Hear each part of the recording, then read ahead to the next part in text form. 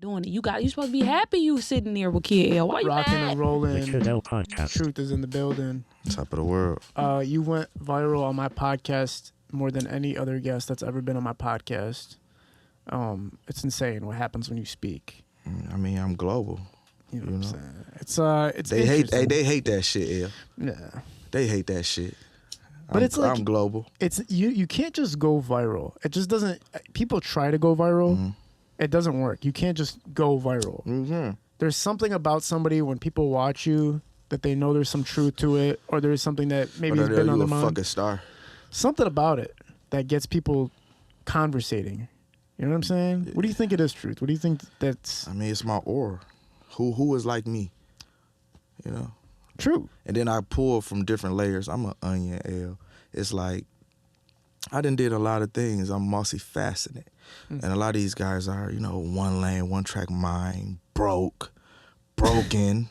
You know? Their spirits is broke. So it's like, who want to listen to them guys? I think you're an intellectual that dumbs himself down for the camera. I have to do it for them. I think your mind is extremely sharp, and it goes beyond what people perceive it as.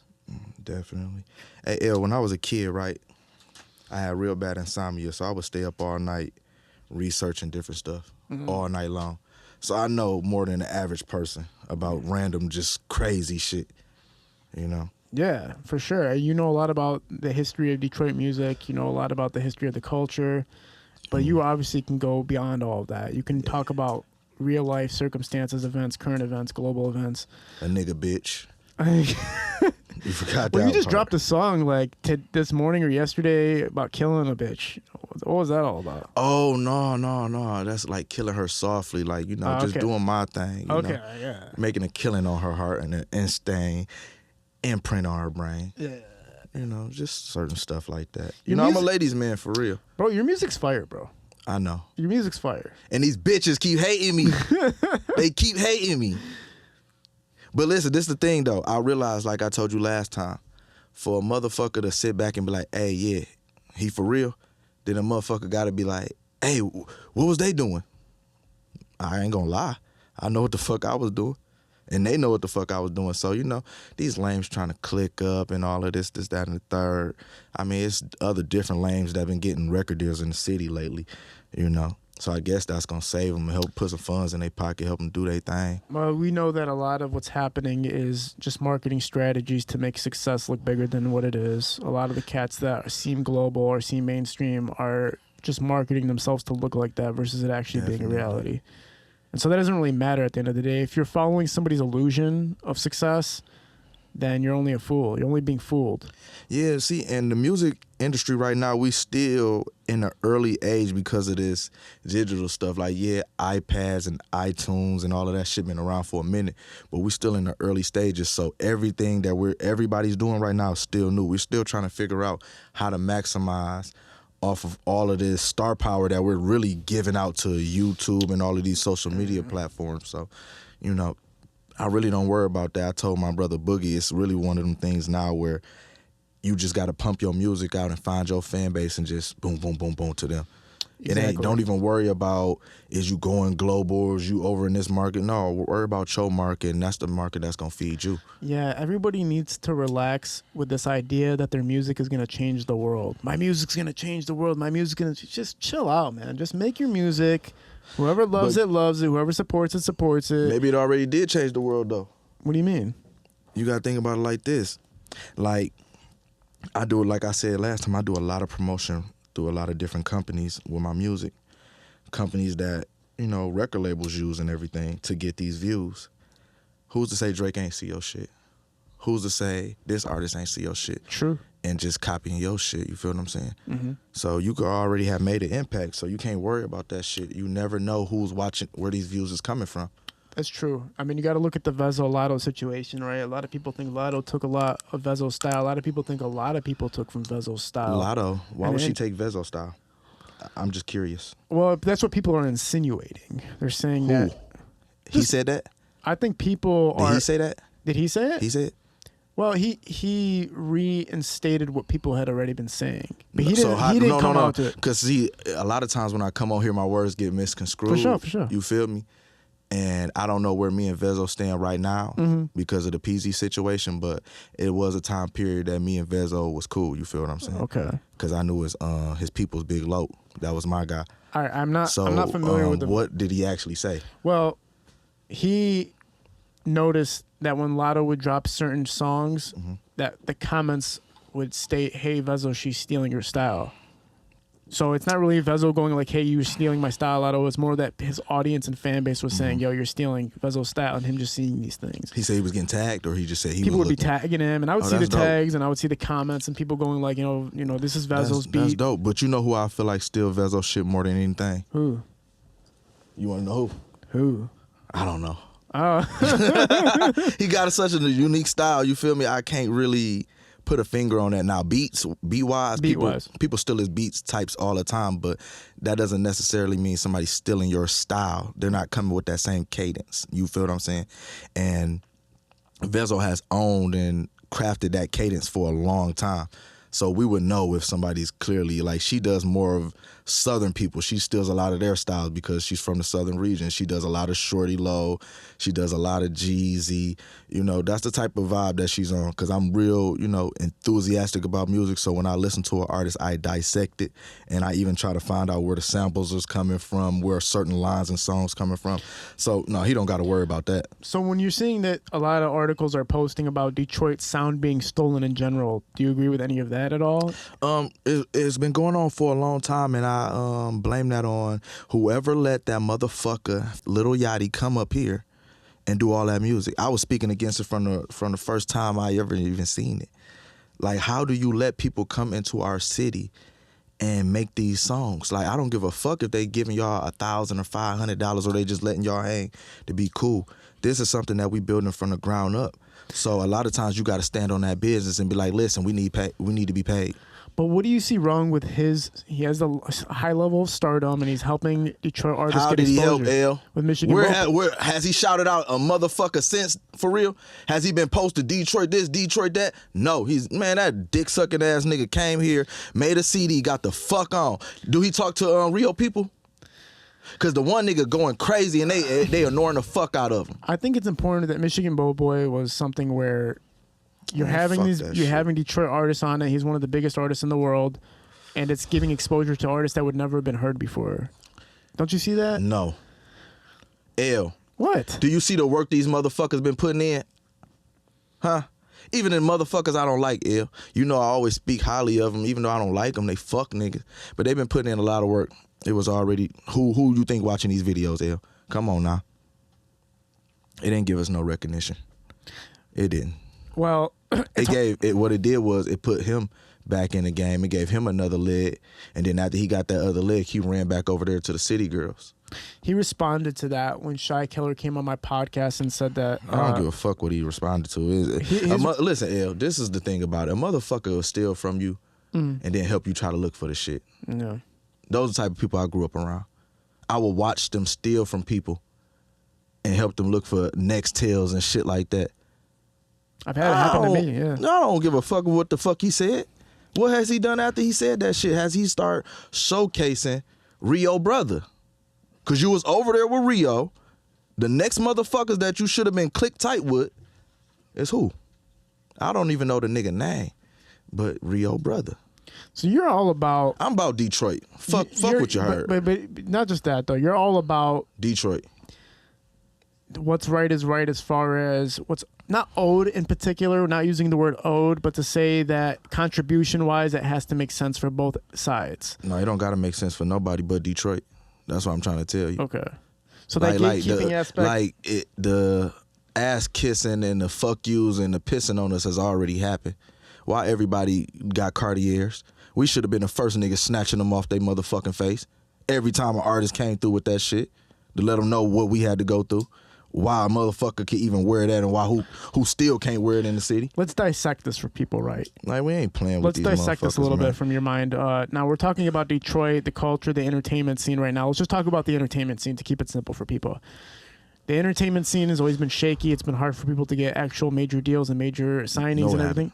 Well, I'm just saying that is majorly beneficial to the artists where they can reach a level of stardom where they can actually pull up other people very easily, seamlessly. Like if you're a Drake star level, you can pull up people seamlessly. It's harder in Detroit because the deals just aren't there or big enough. No, now, it's not. Let me finish what I'm saying so I can ask you the question. Okay, let's listen to the lies people told you. Let's just say, for instance, right now that it is shaky. It's not fully stable.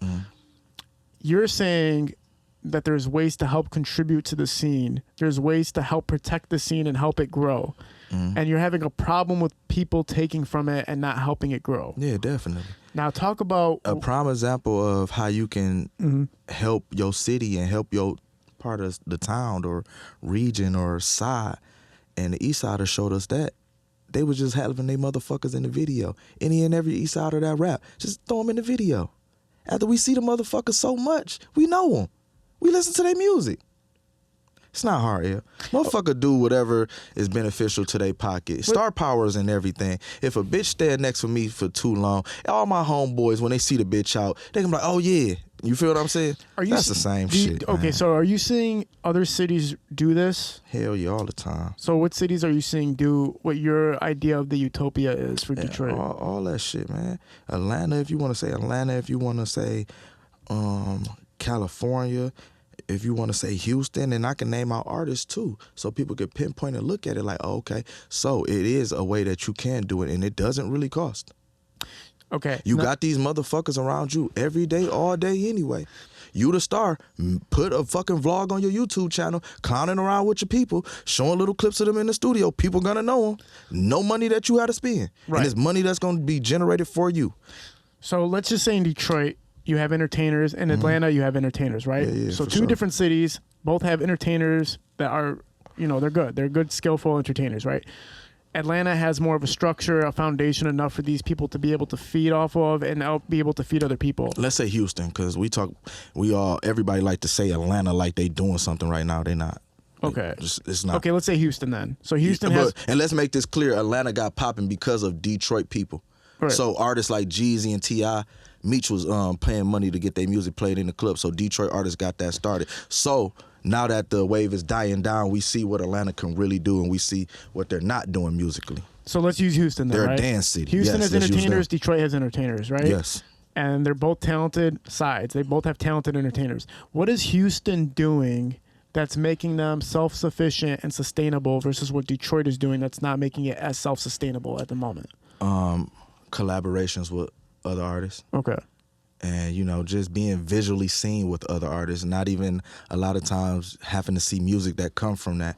We just seeing people, no matter if it's fake or not, post up and, flick up and things of that nature, because then the fan base just start mixing. Okay. Because then not artists, but the fans start saying, why do he keep, let me check him out. Oh, you rap? Oh, okay. Then, that's where you get a mix of fan bases and everything. It's very simple nowadays. It's really not even about the music no more, L.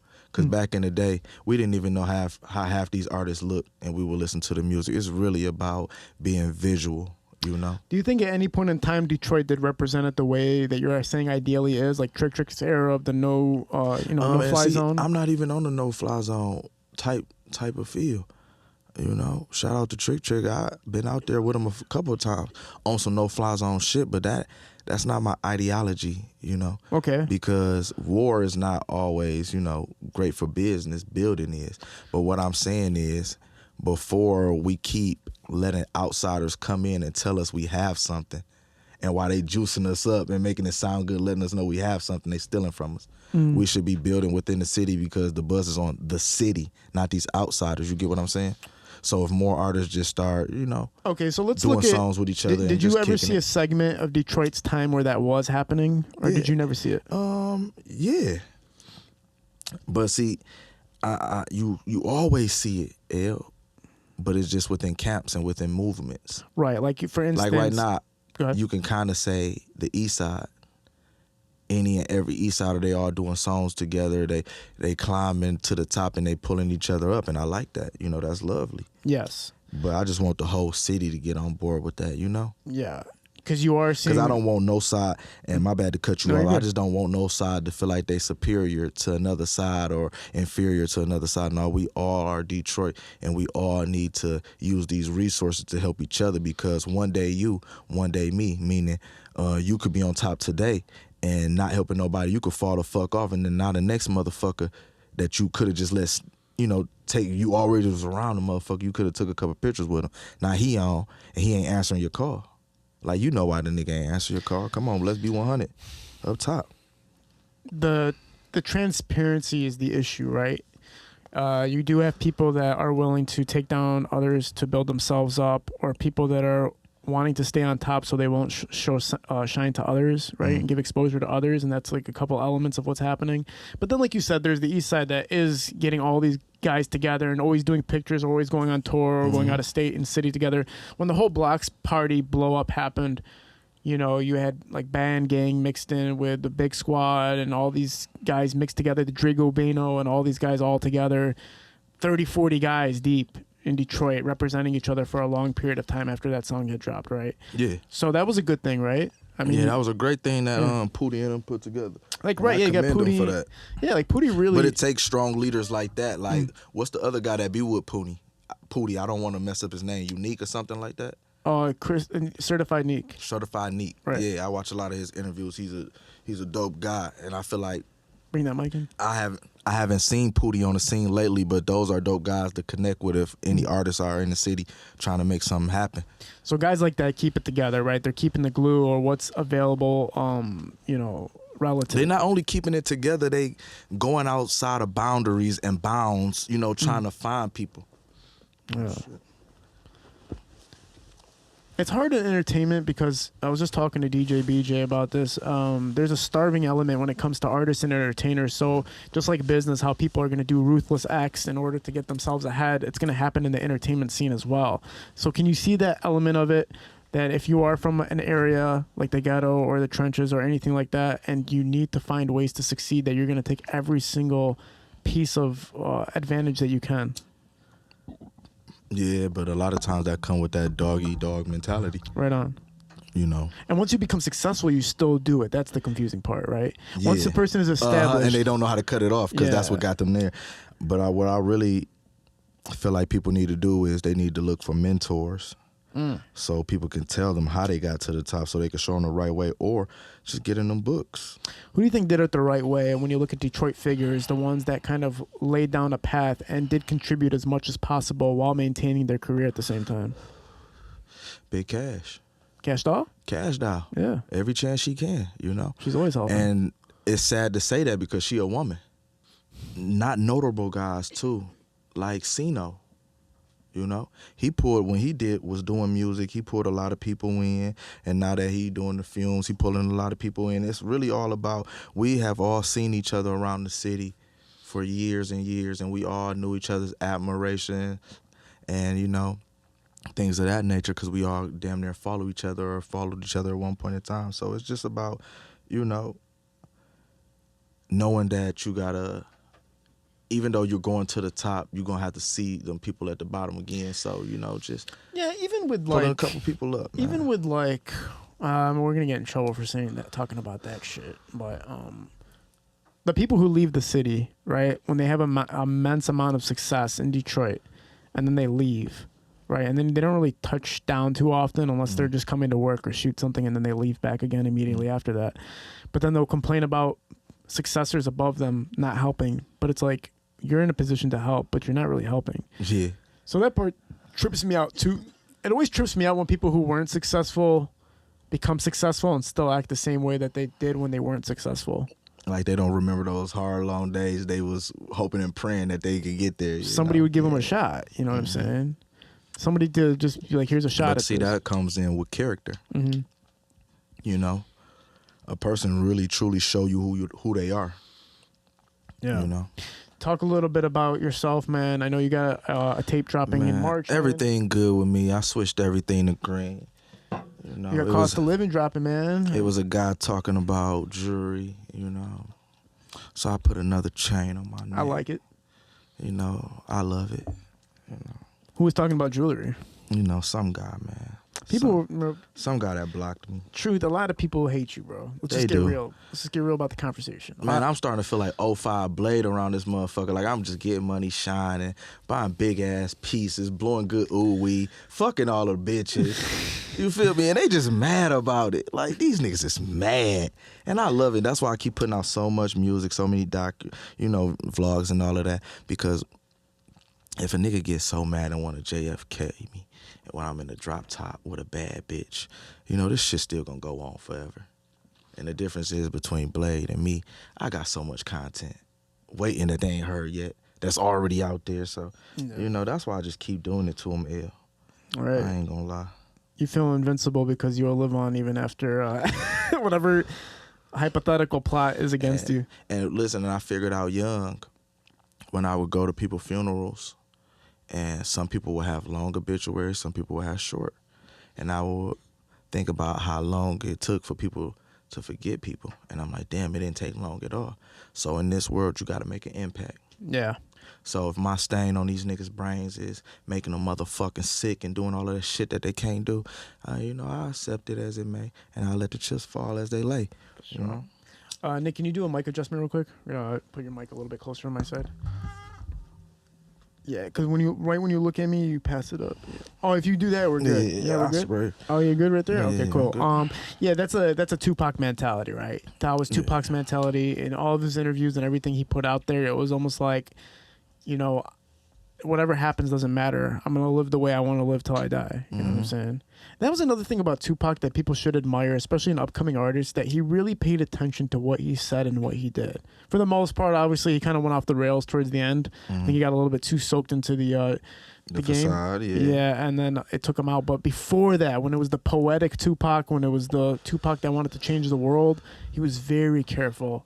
He was very particular about what he said. But see, you don't feel like he was particular what he said when he said all of the raunchy stuff? I think that I feel like he was. Something happened. No, I feel like he was. He was still that guy? I feel like he was, everything that he said was calculated to the oohs and the ahs, like when you said earlier about it's hard to go viral. No, it's not. That's why I kept saying it's not hard to go viral. If you sit and think about if you a motherfucker at home listening, not exaggerating the truth, but telling the truth, what would you want to hear and how do you want to hear it? No. That's like a motherfucker telling a story like this. Yo, son, I punched Wardy and then I got down on him. I got the money. Or do you want to hear a motherfucker say, man, I hopped off the fucking porch. I hit dog right in his jaw.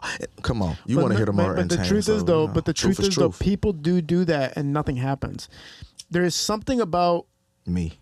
Truth that people can sense, and then that's why they listen, because we've had people come on this podcast and say things that are over the wall and nobody gave a damn when we posted it. Nobody gave a fuck. But that's why I just said truth. Yeah. It's about how you telling the truth. You can tell the truth plain, or you can tell the truth and let every detail be told.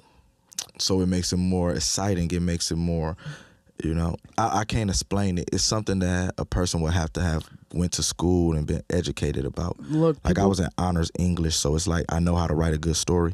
So it's like I could tell you the truth, but I can put the details in it how I seen it to make it interesting to you.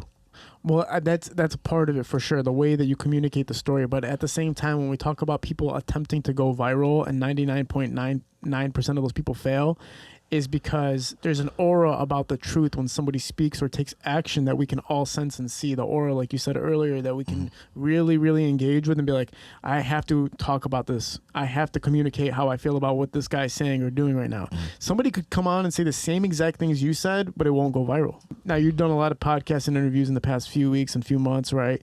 Your name was hot for a very good while. Man, my name's still hot. I'm just saying, like, extra on the hot. tip of these niggas' tongue. It was extra hot. It is, but you know what'll happen, L? When you do stuff like that, you usually got to have a product that comes to follow after that. You sell something. And if the people don't know, like when you see us doing this type of something, we're selling something after that. We're bringing awareness to us for a reason. I didn't have a reason to come up here. I just wanted to show off my new mink. You know what I'm saying? That was the reason. But now the reason is, yeah, I got the new green mink to the floor, but also my CD, The Cost of Living, is coming out, and that's the color thing. That's the color pattern. So everything we doing is green. Right, you're mid-March, it's going to drop, right? Yes, March 12th on my birthday. Very cool. So I need everybody. Don't give me a gift. Save your sweet nothings, ho. Just buy the album. Talk about this tape, man. What can people look forward to with it? What the tape is, last time I was here, I was still dropping music, but I haven't recorded for a whole year. I was going through legal issues, a whole lot of different things in my personal life. So this is my first time actually getting in a recording studio since a year. So some of the songs, you know, I don't feel like they was up to my liking, but I said I'm gonna put everything, I'm gonna capsule my whole year so everybody can know why I didn't have a product, you know, coming out after I came on this podcast, and why I didn't do many more podcasts, why everything was going viral. So now I got the product of my life. Sure. So that's why it's the cost of living. It's, I'm living like this, or I was living like this, but this is the product of that. This is what it cost me, you know. And I'm just talking about my goods, my bads, but you know.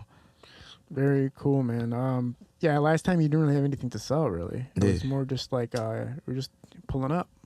Now, talk about the since the last time you've been here till now, have you seen a shift in your response, audiences, recognition, and everything like that? Yeah, a lot more followers, a lot more viewers. Peezy was hating on me on Instagram. Well, he blocked me, man. He blocked me too. What did he block you for? He's a weirdo. He tried to act like he didn't know me, and then put out pictures of me and him back from years ago. I guess he's mad I'm still shining. I never took a pitfall, you know. I don't understand What do you mean he took out pictures of you guys together after saying you didn't know who you were? Yeah, he took pictures off my Instagram. Oh. Saying that he didn't know me, but posting pictures of me and him. Trying to take the picture and make funny jokes, like trying to make me a meme, you know. Kind of hurt my feelings. I had love for the guy, you know. Me too. I don't know why he blocked me. I still am very confused. I mean, I know why he blocked me, because he kept adding me. He kept adding me for almost a week straight, over 40 times. Really? To get a response from me. What did it all start from? Like, I was asked about Peezy, or some kind of way we got on the topic of Peezy in a Dogface interview. mm-hmm. Nothing malicious or none of that, but I was just letting everybody know, like, you know, when Peezy first came home, like, me and you been cool all this time. Every time you see me, you recognize me. I don't see you first, and you feel me? So I'm asking you to do these records, and you keep having me sending records over. So when you finally get out, I say, hey, I got 10,000 for you. Let's just do 5 songs and 1 or 2 videos. He gives me this bullshit line about, man, DA. He didn't call, and that's why he kept saying he don't know me, but he kept calling me DA in these little videos he was making about me. DA? DA, that's like my street name. Oh, cool. Yeah, I have a history. My history's no mystery. You know, they trying to bury me though. But you know, the guy was just going on and on and on about me, but it stemmed from me just saying, like, you know, I offered him $10,000 to do 2 videos. He said, I'm a street guy. I'm not trying to do no music. And I'm telling him, like, no, bro, I got like over 30 projects on iTunes. I got a lot of videos. I just need a shout out. I just need a boost of people hearing me. You know, so he played it off. I told him just listen to the music. He read it and didn't say shit. But then the next day, now this is when he just come home. The next day, he goes on the Instagram and say he doing a deal, $10,000, 2 videos. 5 songs. You feel me? So as a person that I feel like we had a personal rapport, because every time you see me, you make sure you give me your new number and this, that, and the third. You know, I kind of felt that was some horror shit. So I just, you know, distanced myself from that guy. I never really let him know why. And every time I would see him, I would short talk him. But I talked about it in the interview. I guess he caught feelings. And, you know, he wanted to post and this, that, and the third. And I told him, like, man, listen, bro. You got paperwork out here in these streets. Don't be atting me. That's police shit. Straight up. And I'm really getting tired of it, because I take it to a whole nother level. And, you know, and it kind of make me sad that I have to talk to a guy like that I thought was my friend, you know? Maybe there's just a misunderstanding. No, it's no misunderstanding. It's no misunderstanding. So, because the understanding was, okay, we cool. We trying to get to the top. You feel what I'm saying? Maybe he heard your music and doesn't think. No. That's cool and all. But this is where the problem comes in, that every time you see me, you want to talk about the Cash Out Ho Boys. Every time you see me. Nigga, I'm vibing, I'm partying, I don't want to hear that. And you know, now I'm blackballed because of you, and I'm hanging with you. And then you go over there and jump ship and start kicking it with these guys. You feel what I'm saying? But I'm still blackballed. So you can't take 10,000 nigga to do a song? Or be like, I listen to it, I don't like it. All right, cool, that's respectable. I fuck with you still. But I still don't fuck with that decision. Do you think he used your $10,000 negotiation as a way to set his marker for how much he was worth for a feature? Yeah, but and then once he figured that out, it was easy for him to just go start charging that? Yeah, I believe so. But it wasn't, I didn't feel like at that time period he was worth the 10,000. But that's what you offered. Yeah, because that was a guy that I looked at as my friend, and he just came home from jail. So you're looking out for him, you think, at that time? I was feeling like I was looking out, like, you know, you scratch my back, I scratch your back. For sure. So it's nothing but money. Well, you feel what I'm saying? And you kind of got a light on you right now. You're going to need the money to... We can't feel too bad, though, because if you look at his Instagram following, he followed, like, almost every Detroit rapper for some reason. And then he blocked me, he blocked you, he blocked a lot of cats. So it's like there's something where there's some type of animosity towards certain people for whatever reason.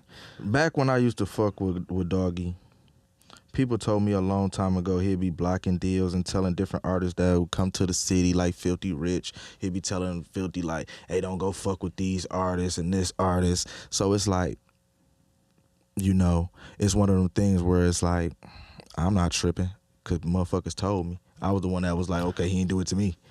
I'm not going to name the name of the artist that did that to me, but there's a pretty big artist in Detroit that was telling people not to come work with me, which was crazy. Like, I literally got messages from multiple people. I tell motherfuckers all the time, don't come fuck with you. I say, don't fuck with L crazy ass. He about to have your ass going viral and shit. You want motherfuckers DMing you, telling you they hate you, bitch. Don't fuck with L. No, it's crazy, man. And they still come on here. It's crazy. People think it's just like this easy peasy walk through the park. Like, I'm just going to make music and everything's going to be chill. And I was like, no, there's people that once you reach a certain level of success are going to try to stop your Definitely, success. because I feel like when I wasn't putting so much into my music, it was nothing for me to be able to be around these guys. And see, he didn't mention that the picture that he posted up trying to be funny is I had a AK in my hand and me and him took a picture. So I took the clip out because I'm thinking it's my friend, and I put the clip in the trunk after I had just popped the trunk and seen the AK was there. Forgot it was even there. Took the picture with Dog, but we was just at his studio session in his hood. In the projects. I'm by myself. L. Yeah. Like, motherfuckers play so many funny games because a lot of times they stories don't add up. So when a motherfucker catch a break or catch a lick, they be like, all right, man, I'm going to take who I can profit off of, but, man, I don't want nobody else in this motherfucker. I'm eating too good right now. I ain't trying to go back. But the difference is with me, I got a let's all get on mindset because I always made my own way. Some people's audiences and fan bases are so ginormous that, like, no matter what they do, they're impeccable. Like, they can't be stopped. You can't tarnish their name. You can't. Even if you bring out truth, nobody gives a fuck. For sure. It's crazy how big your name can get. And, like, sure. Nobody can touch you, basically. What do you think was the most, as far as Detroit fashion, what era do you think had it down the best? Blade era. They was fresh as hell, I'm not going to lie. That's why I do the things that I do. That's why my chain hang low, you know. That's why I will still wear baggy type jeans. You know, Minx and all of that, they did it the best. They was the best representation of Detroit. Like other, you know, they had little from other eras, you know, but when they put it together, it was the most complete, the most solid look, that's a Detroit guy. You feel what I'm saying? And I'm seeing it all over the world right now, and I'm loving it. Because I always felt like we were the Mecca, we were everything. Like back in the day when we still had the Black Bottom area, stars from all over the world would come to Detroit to be able to shop at Dietrich and just to go to our after hours and see how Detroiters roll, see how they looked, and they would go emulate that. So it's getting back to that, and that's what I love. That's what I've been talking about, you know, all of these interviews, and it's getting there. So y'all keep doing what y'all doing. For sure. Nick's going to adjust your microphone real quick. the guy running our productions, High Low Visuals, Nick right here, was talking about how China's buying up all these houses in Detroit, man. Definitely. And I noticed that a few years ago. What's happening with all that? And they just buying them and holding them, waiting till the gentrification goes on, and then they're gonna be out selling them houses and renting them out for 5 times as they once were. We need to really get on that. Everybody who got some money, and I'm about to actually start too. I'm not just gonna be talking about it. Buying up these houses in Detroit. Buying some houses, yeah. Yeah. I might as well, if I could buy coats, cars, shoes, chains, I might as well do that shit. Yeah. And I know how to fix them up too. So. You flipped homes before? Nah, I ain't flipped homes, but I fixed up homes, fixed up bars, and all of that. What's My up? pops used to, he used to do that. Yeah. So it's about time people just get their hands on it before they all disappear. Yeah, before it all disappear, because they gonna do some wonderful things, and that's almost Super Bowl win showed y'all that. Y'all should see how it's more construction now, because they planning to try to win it in the next 4 years. So everything's about to start changing around drastically. We might as well be the ones that's doing it. Yeah. Because we already in these neighborhoods. I would love to see, 7 Mile with a Starbucks on it and shit like that, That'd be cool, real environment for people to learn and grow. Because when I was there, you walking, mother didn't want you walking up the street because it wasn't safe, so. Weren't they about to put like a Target or a Walmart in Detroit or something like that? And then they pulled the project? I don't know. There was going to be like some big But I know they was going to build a big-ass jail downtown, and they cut that out. I'm glad they did that. They were going to build a jail? Hell yeah, a new jail downtown. Yeah, they ran out of motherfucking money. I'm glad. Yeah. Start letting motherfuckers out of jail and all kind of shit. That's why my little brother had came home early at first. The first time he went in. Why would they let him out if they were building a new jail? Like, how did it make sense? No, they ran out of money. Oh. Yeah. While trying to build the new jail? While trying to build the new jail, and that bitch was sitting downtown for the longest. You ain't see it? No. It looked like it was going to be a hotel. It just had the doors straight up. But no, that was a jail they was building. They ran out of money. Yeah. And so because they ran out of money while trying to fund this new project, the prison that they already had established, they had to let inmates go. No, it was getting too crowded. Oh, shit. So they was planning on it for years because it was already getting there. Wow. But when it was almost time for it to be done and they was going to do the transfer, it started getting crowded, so they started letting people out. What do you, be honest, bro. Do you think cheating in a relationship says something about the person? Do you believe in cheating? Do you think cheating can help maintain a relationship? What do you mean help maintain? Like, let's just say it's a dude that he's in love with his wife and everything like that, but in order for him to keep reaching the next level, he has to sleep with another woman from time to time. Then that's a conversation he need to sit his wife down and say, hey, listen, this is going to happen and this was about to happen. Damn. Just be transparent. So and I'm trying to get here. I'm not saying I'm a whore. I'm whoring myself out, but listen, this is what I'm about to do to advance us. So either you gonna stick around or shit, you can get the fuck on because you told me. Well, you don't say it like that, but it's like you said you love me. So this is what I gotta do. I tried to look into every other avenue that I could, but I can't do it. This is what I have to do at this moment in time. Now, I'm not saying it's gonna be forever, and I'm not saying that I'm gonna enjoy this, because if I enjoyed it, I'll just bring your fine ass with me and we'll just make this motherfucker a party and I'll be getting some work done and having fun. But it ain't that. So I'm gonna do this. And, you're going to see the progression. If you don't see the progression, we'll sit back down at the table and then we'll discuss how to get my black ass out this shit. Wow. Straight up. So there's etiquette into cheating. Like, there's a proper, classy way to approach that wasn't cheating. cheating. That was just explaining the situation, being a man in the front. Yeah. He didn't go do a thing, but he told her what he was going to do. He made his own decision. Right. So as long as you approach not cheating, but elaborating that you're going to sleep with other people to your significant other, then it's more of a problem. But now what were we talking about here, L? Because now we talked about a job. Now it's cheating. Cheating ain't no. Oh, I have a question. Cheating. To the point. Is it cheating if you don't lie about it? No, that's why I said, like, what we talking about here? Yeah, no, if you coming like that and saying it's business, that's not cheating, that's business. Now, if a motherfucker just saying, I want to go fuck some motherfucker, then that's a conversation they do need to have with their partner, but that's when their partner really need to look at it and say, okay, what is the reason that this person said they need other women? Mm-hmm. What are they doing to warrant them to have other women? Are they just having a fuck fest? Where's this gonna go? Where do you see us and all of these women? so they can get a clear understanding. Because a motherfucker might just want to have a fuck fest, and if a motherfucker want to have a fuck fest, y'all might as well just be friends. Damn. And just hang out. But now if a motherfucker coming like, hey, I want to have this woman, and I want all of y'all to be my women. I want us to build a life together and actually have something special. And, you know, I want to share this with you, and I don't want to have to feel like I have to hide my feelings of this woman and the things and the passion I have to share with her. Because I've been there a lot of times, like, you know, in a woman, you know, if you break it down and let her know, and she can tell it's sincere, you know, I ain't gonna say she'll go for it, because where do you see in history before, you know, what, the 60s, 50s, when they was doing marriage, like, to one person? You hear kings had so many wives. You hear other guys had so many different wives and kids. So, you know, they trying to conform us to something that we're really not supposed to be in anyway.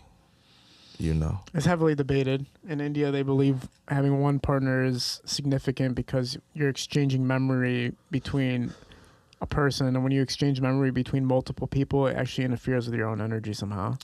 no, it definitely does. That's why you got to pick. And I learned that from, like I said, trying to be with multiple different women at multiple different times, you know. So settling down isn't a thing you could do.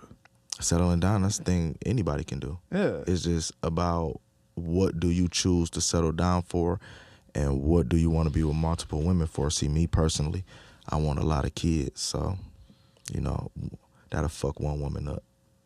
So I ain't even trying to risk nobody from, you know, what I want. So I have to have multiple. When you were talking earlier, you said DA. Mm-hmm. What I never heard you refer to yourself as DA before. Yeah, that's a different person. Who is DA? That's a street individual. Yeah. That does street things. I put away that guy. He's in a box. Yeah. He's in Eminem's closet. For real. Is there anything you can expand about DA? Like just anything that we can look at real quick from what that lifetime was like?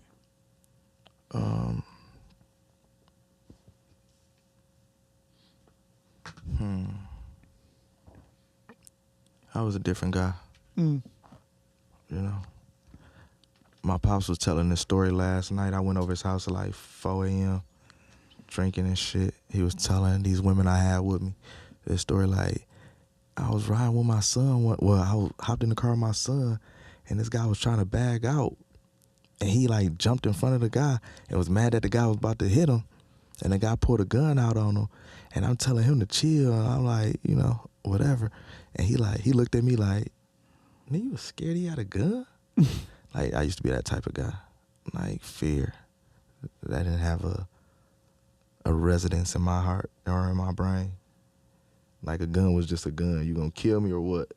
Because if you gonna just pull it out to show me, like, get your weak ass on. That's how I was on it. Yeah. So, you know, when a person like that and a mindset like that, you know, any and everything is subjected to go on, you know. Damn. Yeah, I'm happy with who I'm becoming, you know. For these past couple of years, man, what's been the most gratifying moment for you? It's truth. Seeing myself go global, and then when new people discover my music, and maybe a day go by or a couple of hours after this shit then went national, somebody say, man, I went through your music. I really like that. I'm fucking with it.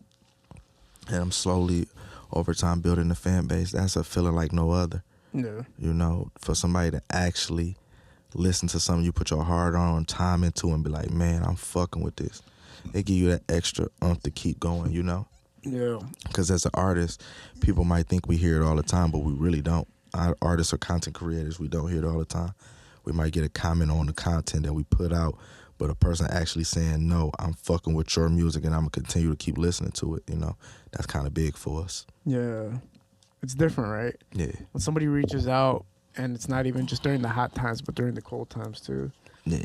Talk about the scene right now as far as, you know, we you know, sometimes when we come on here, we mention the negative aspects of what's happening with some of the artists and how they present themselves or how they handle the culture or whatever, but is there anybody notable to you when you look at the scene that is helping propagate it on the artistry level? Definitely, because what I look for in an artist, I'm not looking for a quote unquote, yes, I'm looking for a Detroit artist, but I'm looking for an artist that if I was in another state, I would look at and be like, wow, that's a representative. So I'm like I said, I'm really loving what Bkaby and Tay B is doing right now because they got the Detroit feel, they got the Detroit swag, they got the slang, but it's a commercial look to it. You feel me? They have a commercial look. Their image is commercial, you know? So I really like that, and I like a few other artists that's doing it, but I really just like to focus on them too right now. Yeah, when you're talking about those cats, you're right. They're bringing the mainstream feel and representing the underground at the same time. Yeah. And they're also creating mainstream content. Yeah, I guess you could say the underground, but I don't feel like... They're only mainstream because of who they're affiliated with. Yeah, no. But why? And this is why I was about to say that, because if you look at them artists individually, if they wasn't connected to the people they connected to, they're still those artists. I'm not So saying that's that they're why I not. say, like, I can't look at them and say it's underground because that shit is polished. It's polished. It is And polished. they both got I'm not saying deals that too. the content is a mainstream worthy. And they both, they both got deals too. They do. They both have had multiple deals too. I'm not saying that they're not. Their content is a mainstream, but when you talk about mainstream, there's different levels of mainstream, obviously.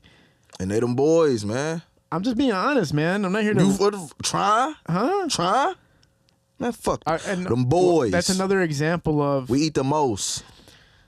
It's a tricky conversation. Can't be fucked I'm with. not educated enough on what's going on globally and receptivity wise to know how much acknowledgement they're actually getting from the country. But when you see like posts from external sources comment about Bkaby or any of them, there's tons and tons and tons of comments saying who's that. Like, all you gotta, and you're not going you- to see that about like somebody like a J. Cole. You want to know the best thing to look and see what an artist is doing? No matter who it is, just go on X, Twitter, Okay, yeah, and just type their name in. that's what I'm saying. In the search bar. Like, that's why I can't say they're underground. They're mainstream. They just haven't had the total big break they need yet, but them boys is there. It's an interesting conversation for sure. Yeah, they there. Definitely is an interesting conversation. Like, I bet the house on them. Oh yeah, for I sure. don't think we have seen the the beginning of them. And I'm not trying to get this misinterpreted just getting with what I'm started. saying. I'm more so saying that mainstream it's considered something a little bit different from the value that they're at. Like Bkaby was teeter-tottering with mainstream. Definitely. And he's recognized by a lot of figures, but there's to punch it, to make it a really hard punch where you're stamped in. But you want to know what I think, what I equate that to when I see Bkaby, and I don't listen to a lot of his music, but I see the moves that's being made, and I hope that this reaches him. I believe that it looks like he's teeter-totting because he likes to come back here. Now, it comes a point in time where you need to go out in the world and work. He likes to go work and then come back here. I feel like if he stayed out more, then we will see who he truly is.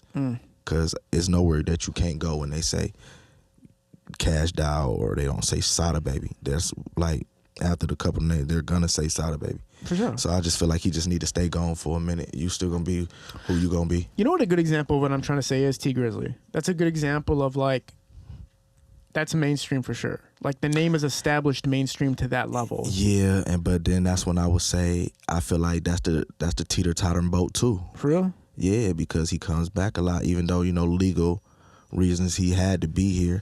But I feel like it was the same level for them. They just, now that they, everybody know their name for the music and hits that they have created, they need to go for a minute. Nice, cool, come back or take somebody with you or send them a plane ticket. But they need to go and they need to explore. They need to connect with these different artists and these different producers so we can see, so they can see for themselves how big they are.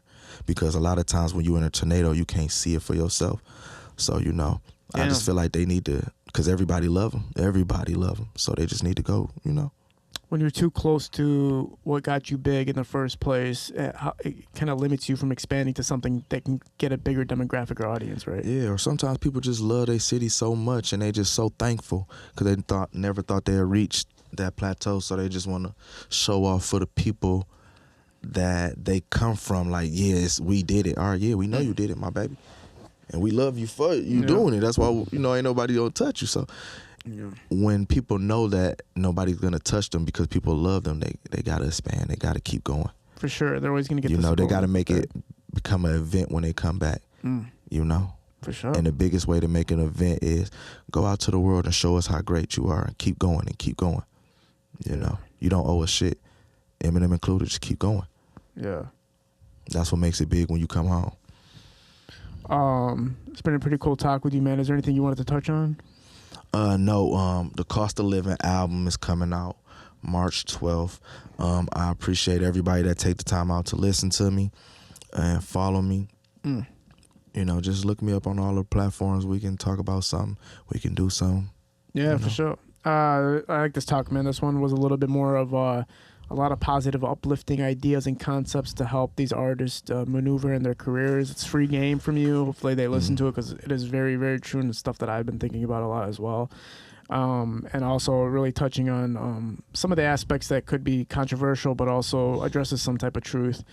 That's what's happening in the infrastructure in Detroit music, because there are people that are doing things to it or manipulating it in a certain way that only benefits them and doesn't actually benefit the infrastructure of the city, which is unfortunate. Yeah, for sure. It takes people like you to say stuff like that. Like you and Dogface are two big figures that are outspoken. Yeah. It's hard for people to challenge what you have to say. And we definitely got Detroit best interest in heart when we say what we say. We just want everybody to get dollars. Don't get played. Get dollars. I think it's important for people to know too. Like when you say stuff like this, you're not saying it to go viral, right? You're saying it because you actually have a concern. Yeah, definitely. Every single time. Yeah. So people have to look at that. I want to be a gatekeeper around this motherfucker. I want to scout these little niggas out. Yeah, you get in. Then you need development. You got bitch assness in you, like Diddy said. You need to go back to do what you was doing. Yeah. You should do that though. Are you managing artists yet? I'm not managing artists yet, but I'm giving out free game. Well, it's not free game because you gotta apply it, and it's gonna be some ups and downs, so it's gonna cost you something. For sure. But I'm doing this. That's what I thought I could do. The least I could do, before I drop another CD and keep balling on these motherfuckers. Just kind of give them a couple of tips. Like I ain't got the biggest fan base, but I'm making money from mine. Very. Nobody hands in my pocket. Truth, appreciate you being a part of this, man. We'll get this talk out tomorrow. Get people updated and informed as soon as we possibly fucking can, bro. I think, like I said, you and Dogface very important. Hopefully you come back again soon. We can keep pushing these important agendas to help the city grow. We're at Parallel Sound Studio, Hello Visual Shootings Productions. We're out. Peace. And when I come back, I'm gonna have a mink vest on because it's gonna be hot. Came in with the Tito's. We're out. Peace.